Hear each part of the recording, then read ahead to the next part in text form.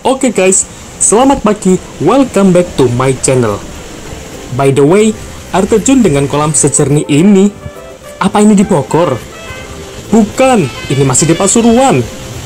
Nah, pagi ini saya melanjutkan misi untuk ekspor ke air terjun Wonokoyo yang katanya memiliki tingkat kejernihan air yang sejernih kaca. Penasaran kan? Ikuti terus perjalanan kami hari ini untuk mengekspor air terjun tersebut dan melanjutkan misi untuk menemukan satu hidden gem lagi di Wonokoyo. Selain terkenal dengan perbukitan yang indah dan menyejukkan mata, sisi lain dari Gunung Bromo juga memiliki surga kecil yang tersembunyi di dalamnya, dan salah satunya adalah air terjun. Nah, kali ini saya melanjutkan misi untuk menemukan air terjun lagi yang masih di kawasan Wonokoyo, dan jalurnya masih searah dengan air terjun Rambut di episode sebelumnya. Namun lebih tepatnya, air terjun ini berada di bawah air terjun Rambut. Nah, kali ini saya eksplor bareng dengan admin dari akun Pasuruan Kekinian beserta Naimah, Diki, Rizky, dan Mas Afif selaku admin dari Pasuruan Kekinian tersebut. Untuk menuju ke sana, jalurnya lumayan susah dan menurun. Apalagi jalurnya sempit dan ditumbuhi banyak sekali rumput liar karena memang jarang dilalui, sehingga kita harus hati-hati saat melangkah di sini. Bahkan kita juga harus merunduk seperti ini untuk melaluinya, apalagi melalui jalur yang naik, sempit, dan sulit seperti ini.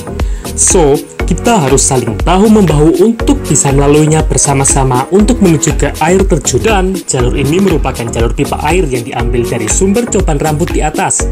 Jadi, saat kita melewatinya, jangan sampai menginjak atau merusak dari pipa-pipa tersebut ya guys. Nah, ini dia jalur yang tersulit bagi kami, di mana jalannya ada yang longsor karena tergerus air dari pipa tersebut, sehingga kita harus merangkak dan berpegangan dengan rerumputan di sekitar untuk melaluinya.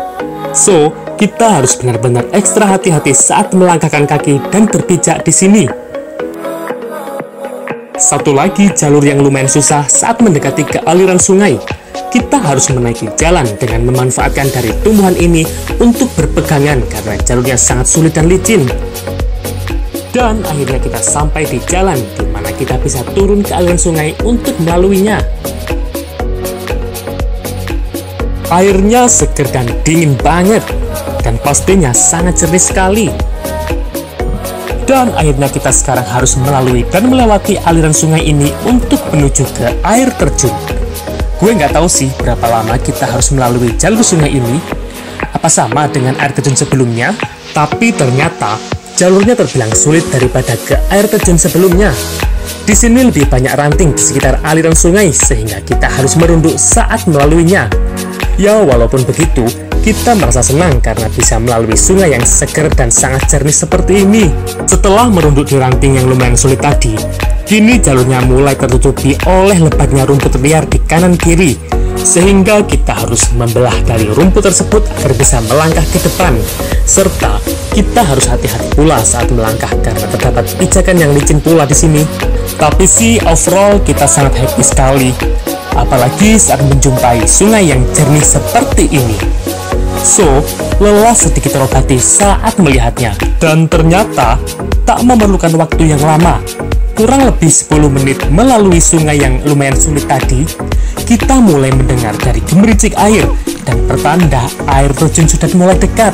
Dan akhirnya setelah perjalanan kurang lebih 40 menit dari awal kita trekking tadi, akhirnya kita sampai di air terjun ini guys. Sumpah keren banget, airnya sangat jernih sekali.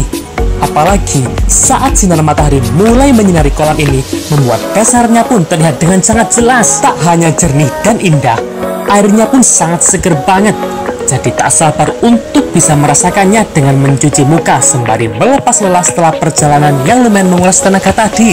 Sumpah keren banget nih air terjun. Baru kali ini menemukan air terjun yang sejernih ini di Pasuruan. Apalagi saat sinar matahari mulai menembus airnya hingga ke dasar. Puas menikmati sebentar, perut kami sudah mulai lapar. Apalagi dengan cuaca yang dingin seperti ini, untungnya kami membawa bekal yang sangat simpel, enak, dan ngenyangin yang kami beli sebelum berangkat tadi di kedai Anugerah di Desa Nggerbo.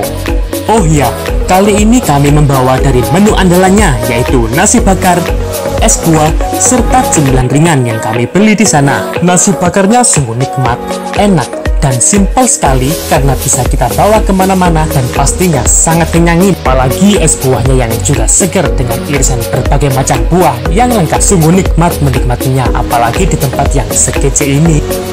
Nah, setelah kenyang menyantap dari menu kedai anugerah tadi, kini saatnya menikmati airnya secara langsung dengan bermain air di kolam yang jernih ini.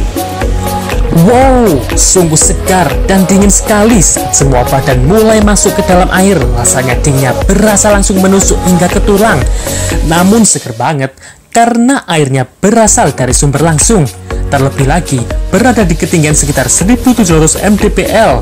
Bisa dibayangkan gimana dinginnya air di sini? Berenang di sekitar kolam alami yang jernih ini dengan berfloating adalah kegiatan yang sangat menyenangkan di sini. Namun kita juga harus waspada karena semakin ke tengah semakin dalam. So, kita juga harus waspada pula saat berenang di sini. Perjalanan yang susah, apalagi jalurnya saat menuju ke sini akan terbayar lunas dengan apa yang akan kita dapatkan di sini. Walaupun ketinggian air terjun ini tak terlalu tinggi seperti air terjun pada umumnya, tempat ini begitu indah seperti sebuah permata yang tersembunyi di balik Gunung Bromo. Apalagi tempatnya yang sangat sepi, seolah tempat ini berasa milik kami pribadi. Kami merasa bahagia sekali karena di misi kali ini kami menemukan sebuah hidden gem yang begitu indah dan mempesona seperti ini. Dan yang terpenting, kita harus turut menjaga dan tidak merusaknya sedikit pun agar tetap terjaga kealamiannya. Dan akhirnya kita sudah sampai di misi kali ini, sebuah air terjun bonus yang pernah saya sebutkan di episode sebelumnya. Dan air terjun ini bisa kita lihat saat di perjalanan saat menuju ke coban rambut di atasnya. Oh iya, by the way, air terjun ini belum ada namanya loh.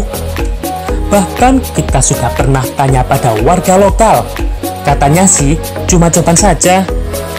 Nah, kira-kira dikasih nama apa ya yang cocok dengan air terjun yang sejernih ini di Pasuruan?